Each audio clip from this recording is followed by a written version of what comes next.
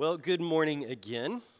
We are continuing yet again in our series through the book of Acts. We are actually drawing sort of close to the end of the series, but it has been eye-opening for me to study and to prepare these lessons, and I hope that it has for you. And all of these are online as well to go back and to review, and I would encourage you to do that. But all through this series that is called Unstoppable, we have been saying that God's movement is unstoppable. It's not that your ideas and my ideas and our work is so good that it overcomes everything and is unstoppable in itself. It is God as He works through the church, God's movement, not the movement of people and good ideas, but God's movement is unstoppable. He is acting.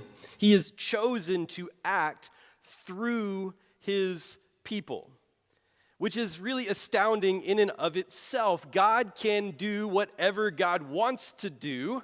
The Bible makes it very clear on that God is sovereign. He does as He pleases, and as He pleases is apparently to work in His creation through us as His image bearers. That's the way that God has arranged things, and He has chosen to do it, which means that you, as an image bearer of God and as a follower of Jesus, your life has meaning. Your life has purpose as He works through you. He can and He will accomplish great things through us. Now, some of those things we may not get the privilege of seeing.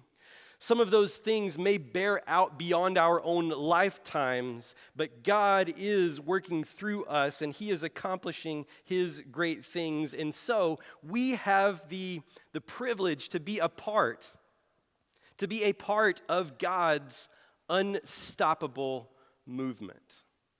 And Acts tells the story of how that movement all begins, that we are still living out today. Our enemy, we see over and over, will create chaos. Our enemy, the devil, will create confusion, and he will make it harder in this world for us to speak the truth, and he will make it harder for people to hear the truth when it is spoken. Today, I want us to look at another portion of Paul's story and see what we can learn from what Paul experiences, what he chooses to do, and how people react to him. And we can see how he can teach us to cut through that chaos and confusion, to stay on our unstoppable mission for our God.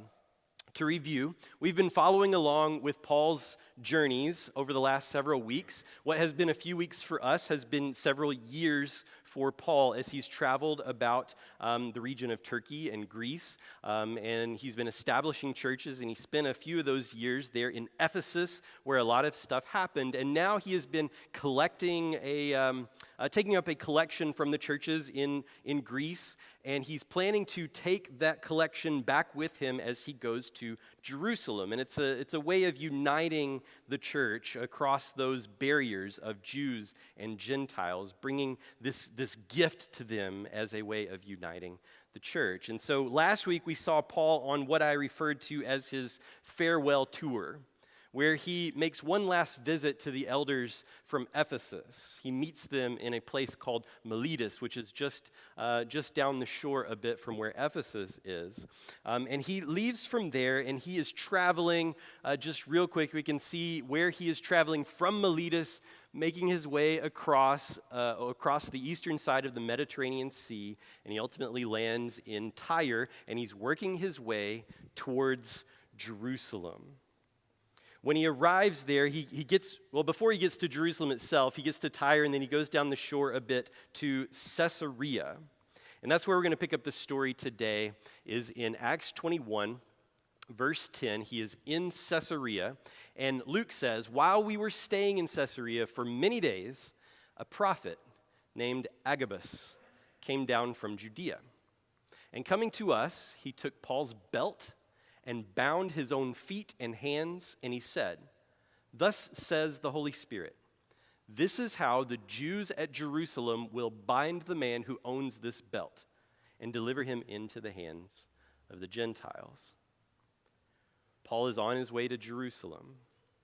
And do you remember the meeting that he had with the Ephesian elders last week? And he told them in a tearful conversation, I'm going to Jerusalem, and I don't know what's going to happen to me there, except the Holy Spirit testifies to me in every city that I'm in that what await me is afflictions and imprisonment.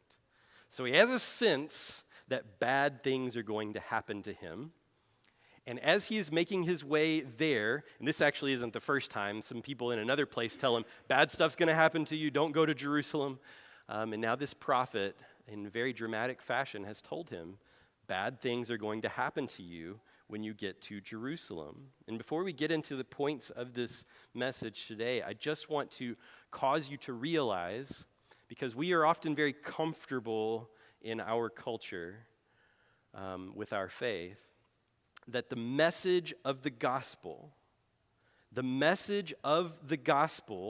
guides our lives, the good news, is dangerous.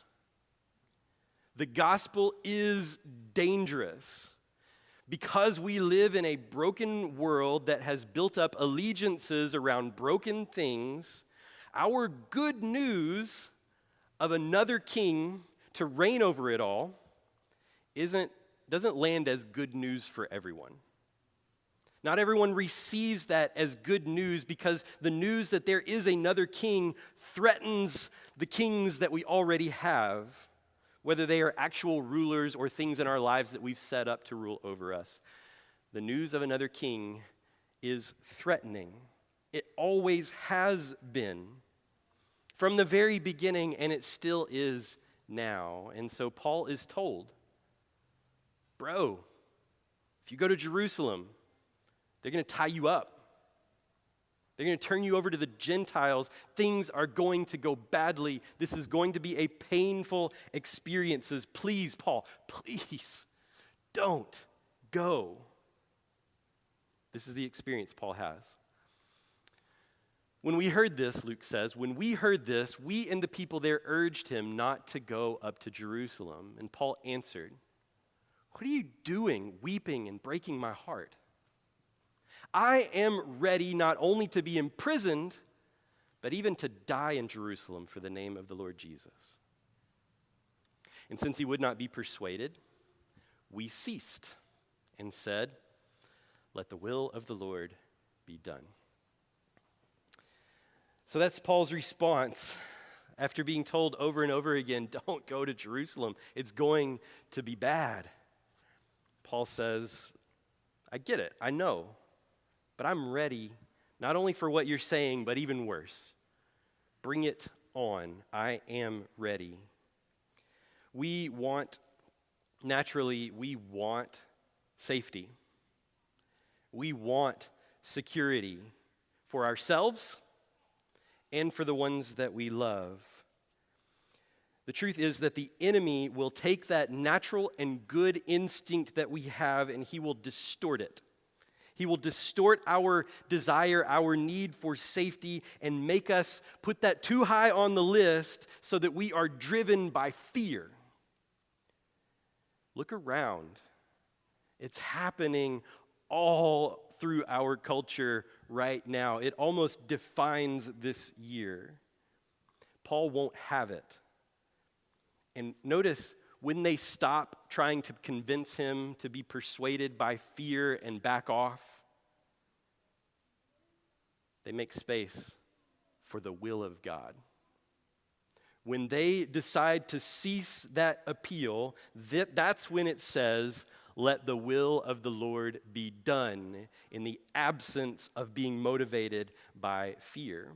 So the first point in all of this today is that if our priority is our own safety or comfort, we are likely to compromise on God's will.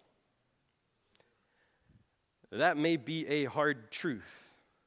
And you may say, well, Shouldn't we care about safety? Well, of course, we should care about safety. We shouldn't be reckless. That's not what I'm saying at all. We shouldn't be unwilling to receive from God the blessing of comfort that he gives us, but these things should not be our ultimate driving force. They should not be the main thing that causes us to make decisions. It needs to be underneath something far more important, which is to carry out the will of God in all things. And when our own safety and the will of God go head to head, God's will needs to win every single time. This year, as I already alluded to, safety has sort of been a theme. Safety has been drilled into us, and it's understandable. We are going through a strange events all over the world, and we aren't taking that lightly, but I'm just saying, as safety is drilled into our heads over and over and over and over again, how's that going to ultimately affect our mindset going forward?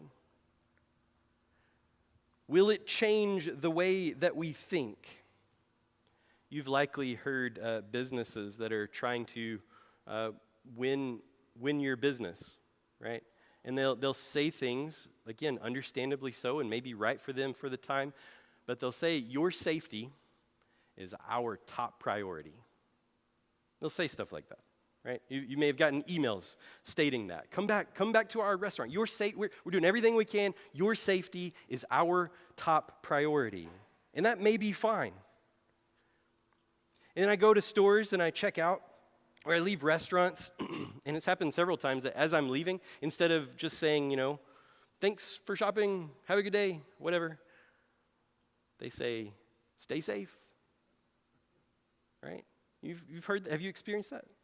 And that's nice, that's nice well wishes, and I appreciate it, but I'm saying, as we go on and on with that message, how does it change our priorities? How does it change the way that we think? These are good intentions, but we have to keep our priorities straight and never allow our own safety, our own comfort to displace what God would lead us to do in service to him. Paul, a little bit after this part of his life, as he is approaching what he believes to be the end, he writes from a Roman jail to Timothy a couple of times, and he gives him some advice on his ministry in Ephesus. And among the things that he says, some of the last words that Paul writes that we know of, Paul says to Timothy, 2 Timothy 4:6, he says, I am already being poured out as a drink offering. The time of my departure has come. I have fought the good fight. I have finished the race. I have kept the faith. Henceforth, there is laid up for me the crown of righteousness, which the Lord, the righteous judge, will award to me on that day. And not only to me, but also to all who have loved his appearing. Not just me, but to you too, he says. This is Paul at the end of his life, and after all that he's been through and what we will see him go through in the next few weeks, probably at any point during all of that, he could have made his troubles go away by simply taking back what he said, by simply getting in line with what the Romans wanted him to do and to say, because ultimately the Romans didn't care too much other than he was causing trouble. If he would just back off, then probably so would they, up to a point. But he didn't. He chose time and again the hard path. He chose time and again to speak the hard truths. He chose time and again to not be popular. And at the end of his life, he's able to say, I fought the good fight. I finished the race. I kept the faith. Man, I want to be able to say that at the end. Don't you? Don't you want to be able to say, just like we said last week, that I was all in to the end? Don't you want to be able to say, I fought all the way to the end? God's call, and what I'm trying to say, God's call is dangerous. It always has been, and as long as evil remains, it always will be. I want to give you a challenge as you do your Bible reading. As you do that, and pay attention every time God calls somebody to something. And see if you can count how many times God calls somebody to do something that they already wanted to do anyway. Or how many times God calls somebody to do something that seems really safe and comfortable and convenient. I would bet, if you find one, let me know, but I would bet that you will struggle to find one example if you search. God calls people to do hard things. And so Paul takes up that challenge. He does the hard thing, and he makes his way to Jerusalem. When he gets to Jerusalem, he meets up with the church there, and he begins to tell them the stories about what has been happening for the last few years as he's been away on this missionary journey, traveling through Asia and through Greece. And they rejoice. God has been preached, Jesus has been preached to the Gentiles, and the Gentiles have responded, and churches are starting to pop up and flourish in places that you wouldn't even imagine. And some of the people in the church are rejoicing at that. But Paul talks to James, the brother of Jesus. James is sort of the leader of the church there in Jerusalem. And James is rejoicing as well, but he says, Paul, people are talking about you. They're saying some things, and we know it's not all true, but they're saying that what you're doing is going around and telling faithful Jews to give up on all of their faith. That they don't need to bother with all of that stuff anymore, and that you're teaching people to be faithless to the faith of their upbringing. And because of that, Paul, so many people have turned against you in this city. It is not safe for you to be here. And James has a plan. Maybe something that would help. James comes up with a plan, and he says this to Paul. Do therefore what we tell you. We have 4 men who are under a vow. Take these men and purify yourself along with them and pay their expenses so that they may shave their heads. Thus all will know that there is nothing in what they have been told about you, but that you yourself also live in observance of the law. Now what he's talking about here is probably what's called a Nazirite vow. Is basically a period of time that a person would dedicate themselves or rededicate themselves to the service of God, be purifying themselves and dedicating themselves during a period of time. And what they would do during that time, they would drink no wine, they would not come into contact with anything unclean, and they would not cut their hair. And so at the end of that period of time of purification, as a sort of a sign of the end of it, then they would shave their heads. They would cut off all of that growth that was from during that period of purification. And so he's asking him to join in with these other guys who are doing this, and you can do it with them. And you know what? You can even pay for their expenses because charity was a sign of a good Jew as well. And so you can do these things, and then people will know Paul is a good Jew. He's an all right guy. He's not teaching these people things. Look, he does it himself. And this is James' plan. Maybe they can get the people on their side. And Paul goes along with it. He goes and he does this vow with these guys. He pays their expenses. The expenses were for some sacrifices that were offered at the end of the vow. And he does it.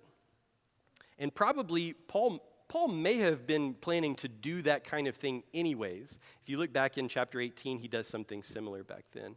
But after being away with all the Gentiles, it may have been proper to come back as you're going to the temple to go through something like this. But he goes along with it. But then, verse 27, when the 7 days were almost completed, the Jews from Asia were talking about Ephesus. The Jews, they followed him there apparently, seeing him in the temple, stirred up the whole crowd and laid hands on him, crying out, "Men of Israel, help! This is the man who is teaching everyone everywhere against the people and the law and this place. Moreover, he even brought Greeks into the temple and has defiled this holy place." It doesn't work. James' plan does not work here. I pointed out as we were going through that it says Jews from Asia. Luke mentions that because he wants us to know that.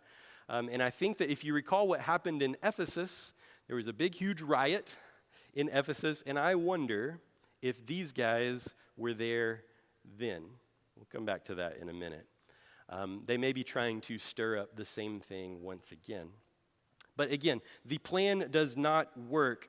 And what they say about Paul, that he's bringing Gentiles into the temple. You remember long ago I showed you those signs that were chiseled into the stone that Gentiles were caught past this point, they were liable to be executed. That he broke that law. It's not true. It's not true. They just saw him with a Gentile out in the city, and they assumed that he had done that. It was not true, but what they do is they grab him, they drag him out of the temple, they shut the gates to keep him out, and they beat him up with intent to kill. So James had the idea, maybe we can please the people. Maybe we can satisfy what they need. What we learn is that pleasing people is a lost cause.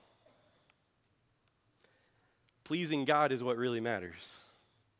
Pleasing people is a lost cause.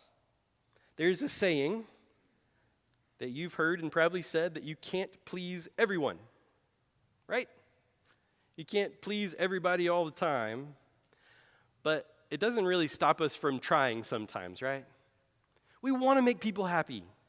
We want to please everyone. We want to do what we can so that people like us or aren't mad at us or they are pleased in some way. How much of our lives are wasted trying to keep everyone happy in a futile attempt that just doesn't work? Because it can't. Because it's impossible to please everyone. And I got to tell you, as a minister, that's a huge trap in ministry. To try to keep everyone happy, to say what everyone wants to hear. It's a trap that's so easy and comfortable to fall into. Keep people happy feels like job security. But it's a huge trap in all of our faith lives as well. We give a little, we sacrifice a little, what I mean is we compromise our faith a little. In ways that seem like nothing, but it makes somebody happy or gets them off our back. Paul wrote to the Galatians much earlier in his career, and he says, "If I were still trying to please man, I would not be a servant of Christ."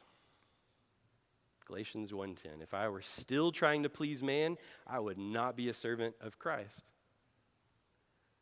And he told the Thessalonians, "We speak not to please man, but to please God who tests our hearts." We speak to please God, not man. If you remember early on in this story in Acts chapter 5, 4 or 5, Peter and John get pulled in before the Jewish officials and question, and the high priest says, "We told you not to talk about Jesus." And one of the things that Peter says, Acts 5:29, Peter and the apostles answered, "We must obey God rather than men." We could go on and on. There's a bunch of verses like this. But pleasing people is a lost cause, and pleasing God is what really matters. Of course, that doesn't mean that we should just be jerks all the time, right? Don't hear me saying that. Well, we can't please everybody, so I'll just offend everybody. No, that's not what we're saying. We're not saying we are jerks. In fact, Paul says in Romans 12, he says, if possible, as far as it depends on you, live at peace with everyone. But if we do something that is displeasing to God in order to please a person, then the tail is wagging the dog, right? We've got things backwards. This really, really matters right now because once again, just like with prioritizing our safety and comfort, this is a message of culture that is pervasive. Culture wants to convince you that everyone's happiness is supreme. That you are responsible for making sure that everyone around you is happy and comfortable with you being there, okay? You are responsible, and people are offended at everything, it seems, right? People are offended, which is their way of saying, you make me happy. You have failed at making me happy. Make me happy. Now, there are things that are worth getting offended over, but so often, it's just that. And sometimes people get offended on behalf of somebody else that isn't offended. And it's just messed up. It's this run amok sense of this world is supposed to make me happy and you aren't doing it, so please do it. Of course, as I'm saying, I want you to understand me. We aren't being jerks. We are loving and kind. That is absolutely the ethic of Jesus, to be loving and kind. We're also honest and faithful to our calling. And if the truth, spoken in love, offends, then so be it. So be it. So, pleasing people is a lost cause, so let's please God. Let's make that our priority. So the crowd is beating up Paul. They're intending to kill him, and the Roman authorities they have a place where they are right there on the north side of the temple. They can just look out the window and they can see there's a commotion going on down there.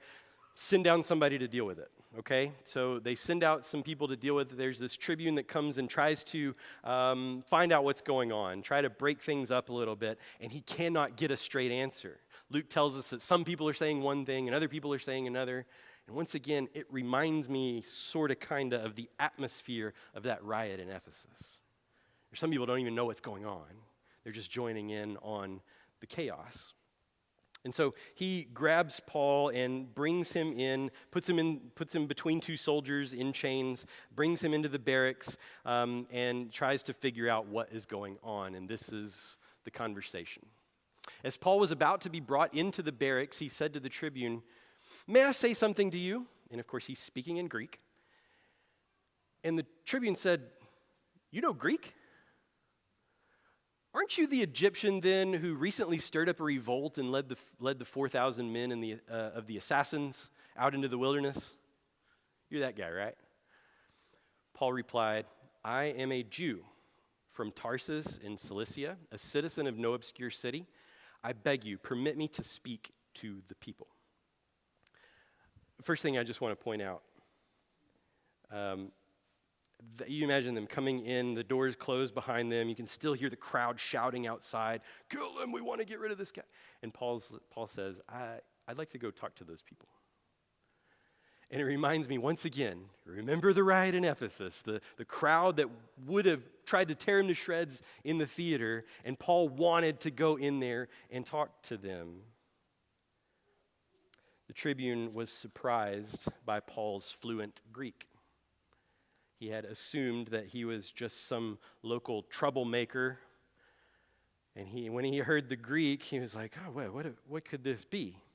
And there had been an Egyptian guy a few years back before this who had stirred up some trouble, had caused a revolt, and had actually escaped and was never heard from again. Josephus writes about it. This guy thinks, maybe it's that guy. The point of all of that is that this Roman official has no idea who Paul is. He doesn't know. We think of Paul as this guy who's turning the world upside down, as said in one place, who's this looming large figure of faith.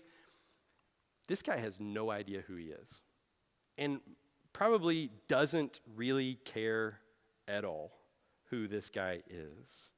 The crowd outside has made it clear that they don't really know who Paul is either. They've heard of him, but they don't see him clearly. They believe lies about him. They don't really know him. They don't really care about him. They've misjudged, they've misunderstood Paul. And if you've ever been misjudged or misunderstood and even persecuted over it, you know how defeating that feels.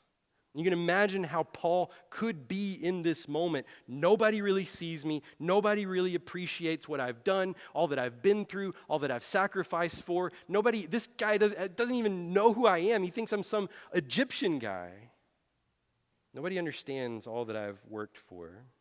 But Paul's not like that. He's ready to continue preaching because Paul knows that the world needs to see Jesus more than it needs to see us. The world needs to see Jesus more than it needs to see me and you. And so it's okay if we are misunderstood sometimes or underappreciated at times, as long as we keep pointing to Jesus, pointing beyond ourselves. We can get in our own way sometimes, making sure our achievements are recognized or appreciated, trying to make sure that in this story we are seen as heroes and not villains. But the text in Paul's story reminds us over and over again that it's not about us. It's not about us. In fact, when the Corinthians were bragging about which teacher they were following, whether it's Paul or Apollos, Paul was kind of offended and wanted to set things right. He wrote to them and he said, when one of you says, I'm a follower of Paul, and another says, I follow Apollos, are you acting just like people of the world? After all, who's Apollos? Who is Paul? We are only God's servants through whom you believe the good news. Each of us did the work that the Lord gave us. He says, don't pay attention to me. Pay attention to Jesus through me. He understood that the world needs to see Jesus more than it needs to see us. And so sometimes we need to learn to get out of the way, to let go of our need to be recognized, to be like John the Baptist, who, as soon as he saw Jesus, told his own followers, look, behold, the Lamb of God, and he sent them to go follow him. So Paul goes out to that crowd. He asks the tribune, let me go out there and talk to them. And I imagine the tribune, you mean those people that want to kill you? Yeah, those people. Paul goes out there, and he tries to show them Jesus beyond himself. He preaches to them. He speaks to them in Hebrew, and that catches their attention. They calm down, and they start to listen. And he tells them the story of his conversion. Not to show them about himself, not to show them his achievements. He could have touted many of the things that he had done. But he told them the story of what Jesus had done in him. He told them how God was working through him, how Jesus had come and changed the course of his life. Paul, well, that's telling something. I try to say Paul and I say Jesus. He saw a crowd that wanted to kill him, and his thought was, they need Jesus. How do you look at your enemies? Paul said they need Jesus. And as he told them the story, they listened until he said one thing. Verse 21, this is Paul talking. And the Lord said to me, after his conversion, go, for I will send you far away to the Gentiles. Up to this word, they listened to him, but then they raised their voices and said, away with such a fellow from the earth, for he should not be allowed to live. What a way to talk, right? Away with such a fellow from the earth, he should not be allowed to live. They were listening until they heard, the Lord sent me to the Gentiles, and then they were triggered. right? They couldn't handle that. Paul tells them the hard truth and discovers that they weren't genuinely listening. They heard the words that he said, but they weren't really listening. Instead, they were just waiting for a phrase to come out of his mouth that represented something that they had already decided they were against. And they attacked.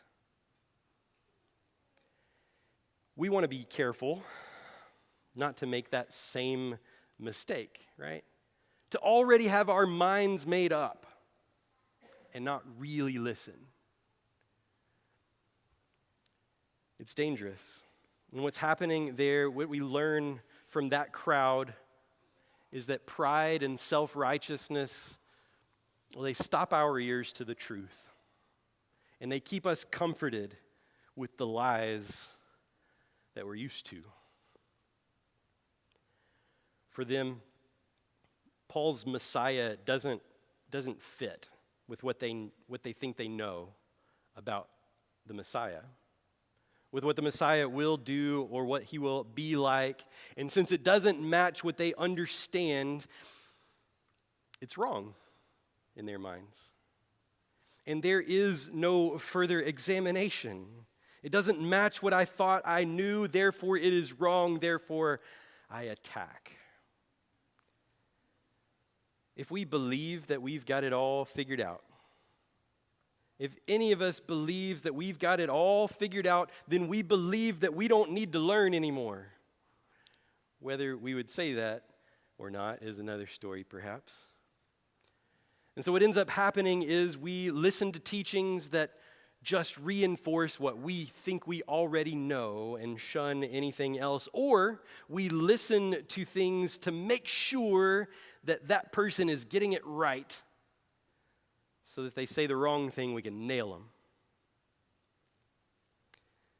them. But spiritual growth demands humility, right? Spiritual growth demands humility, a willingness to examine what we think we know, to hold on to the good, and to let go of things that we discover are wrong. That humility encourages us to be willing to be wrong. Are you willing to be wrong about something? Or do you demand that you are right? Humility demands that we expect to be changed in God's presence. That we don't conform Jesus to match our expectations of him, but that we are conformed to him. Paul, again, writing to Timothy at the end of his life, just before he said what we read a little while ago, he warned Timothy about what he was up against. And he said, the time is coming when people will not endure sound teaching, but having itching ears, they will accumulate for themselves teachers to suit their own passions, who say what they want them to say, and will turn away from listening to the truth and wander off into myths. And as for you, Timothy, always be sober-minded, endure suffering, do the work of an evangelist, and fulfill your ministry. And he goes on from there to say, I'm being poured out, finish the race, etc. It's easy for us to read that. Yeah, people will have itching ears to hear what they want to hear and just listen to teachers that say that and nod our heads and think about other people that do that, right? Think of those who just listen to teachings to suit themselves. But these warnings ought to be pointed internally before we point them externally. We ought to ask ourselves, do I do that? It ought to lead us to some self-examination. And you see how this last point, that pride and self-righteousness stop our ears to the truth and keep us comforted with lies. You see how that reaches back to the first point of prioritizing our safety and comfort. That takes the form of protecting what we think we know. Keep it safe because it's comforting. And so Paul is unwilling to do that. He is willing to share the hard truth. He's willing to live in the hard truth. He's willing to endure suffering. And at this point, Paul's going to be held captive for the rest of the story. He's going to travel around a little bit more, but he's going to travel not as a free person, but as a prisoner. God's still going to work through him, but Paul is now held captive for the rest of the story while Rome decides what to do with him. So, let's allow Paul's example to refocus us on what really matters today in the midst of all the chaos and confusion that swirls around out there. May we not seek comfort in the lies and the ways of this world, but may we keep God first and glorify him above all for the world to see Jesus beyond us. If there's anything